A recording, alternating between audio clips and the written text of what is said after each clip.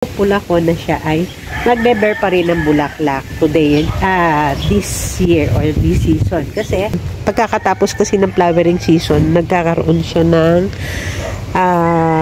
suloy dito. Na po siya ngayon, meron na isa, yung pinaka na-propagate ko, ayan, mamumulaklak na.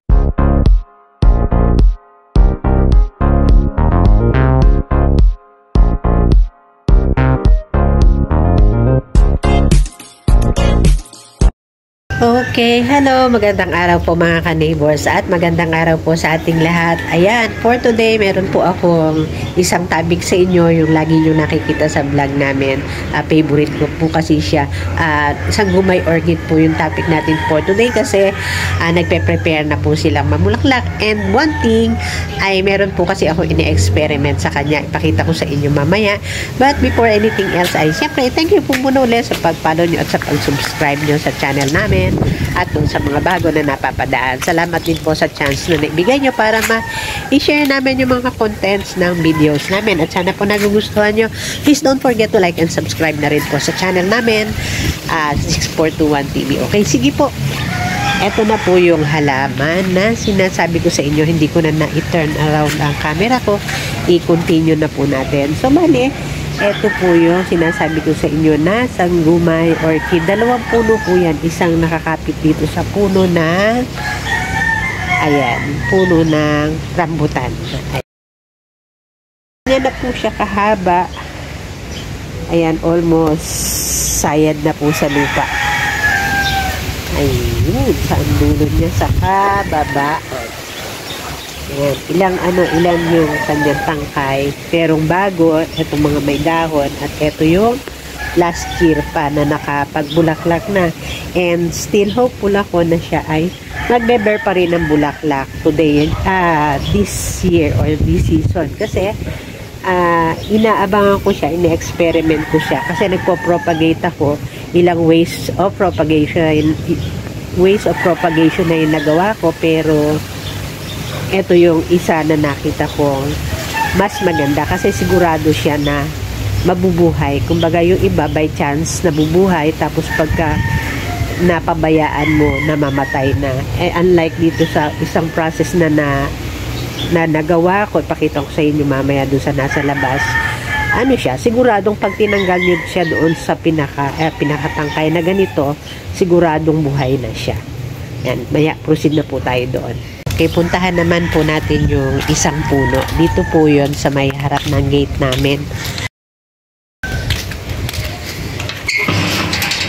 Ng gate.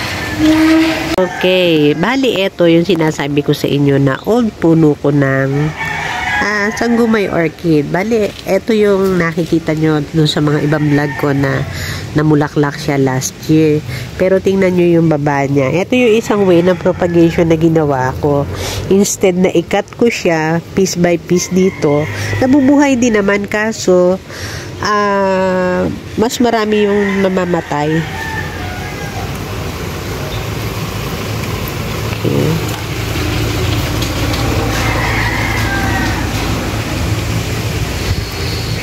Yan.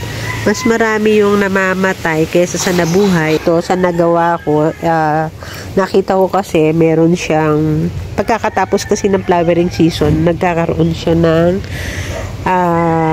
suloy dito. So, ginawa ko, kinapitan ko na siya ng bunot para doon na mag-grow yung kanyang mga ugat.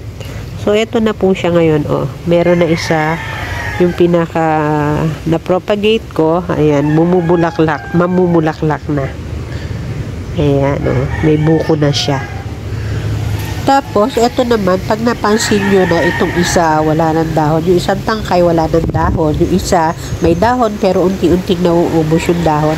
Ayan, nagpe-prepare na po yan para sa pagbulaklak. Magkakaroon na po siya ng buko doon sa inulisan ng mga dahon. At yan po yung aabangan natin kapag meron ng mga bulaklak ang ating sanggumay orchid. Okay, ayan po mga ka-neighbors at natapos na po yung ating very short na video about sanggumay orchid.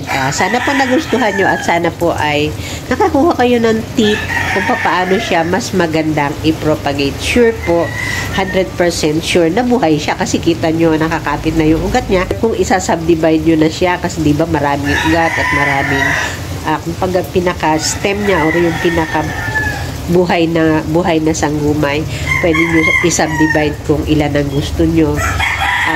Pero siguradong buhay na siya kasi nakakapit na agad siya doon sa bunot na kumpul-kumpul na po yung ugat niya.